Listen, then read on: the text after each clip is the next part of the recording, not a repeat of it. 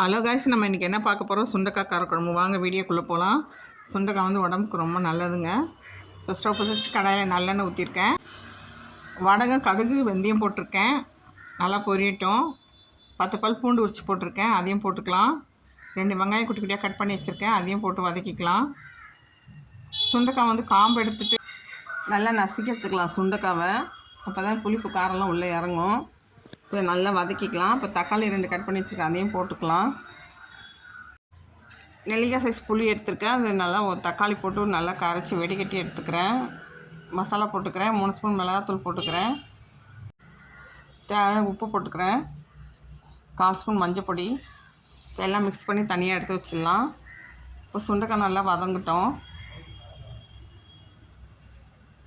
இப்போ அதை எடுத்து ஊற்றிக்கலாம்.